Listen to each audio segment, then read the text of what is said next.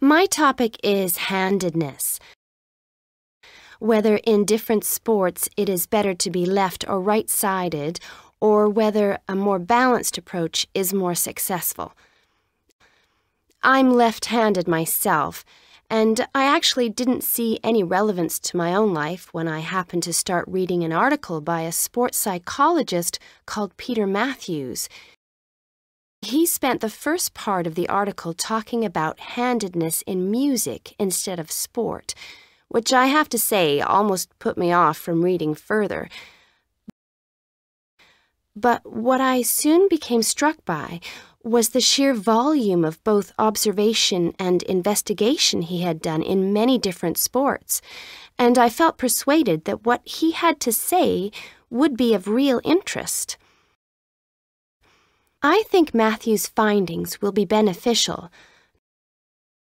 not so much in helping sports people to work on their weaker side, but more that they can help them identify the most suitable strategies to use in a given game. Although most trainers know how important handedness is, at present they are rather reluctant to make use of the insights scientists like Matthews can give, which I think is rather short-sighted, because focusing on individual flexibility is only part of the story. Anyway, back to the article. Matthews found a German study which looked at what he called mixed-handedness, that is, the capacity to use both left and right hands equally. It looked at mixed-handedness in 40 musicians on a variety of instruments.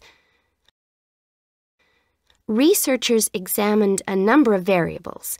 For example, type of instrument played, regularity of practice undertaken, and length of time playing instrument, and found the following.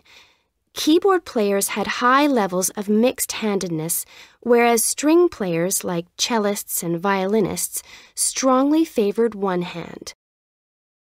Also, those who started younger were more mixed-handed. Matthews also reports studies of handedness in apes. Apes get a large proportion of their food by fishing ants from anthills.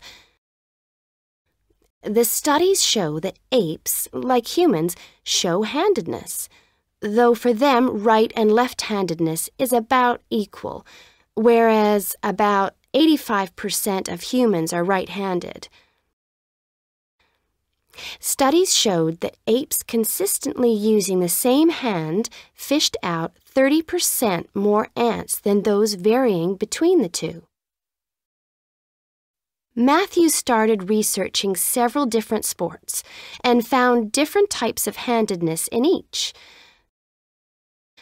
By the way, he uses handedness to refer to the dominant side for feet and eyes as well as hands. Anyway, his team measured the hand, feet, and eyes of 2,611 players and found that there were really three main types of laterality.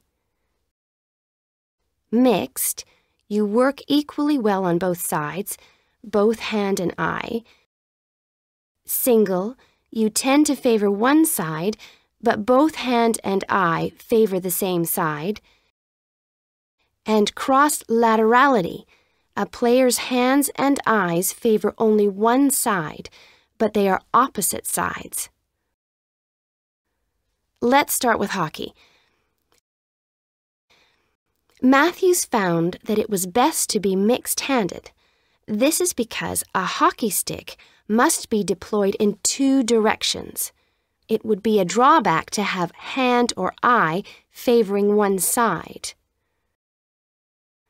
An interesting finding is that mixed-handed hockey players were significantly more confident than their single-handed counterparts.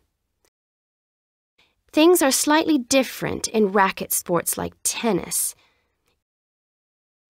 Here, the important thing is to have the dominant hand and eye on the one side. This means that there is a bigger area of vision on the side where most of the action occurs.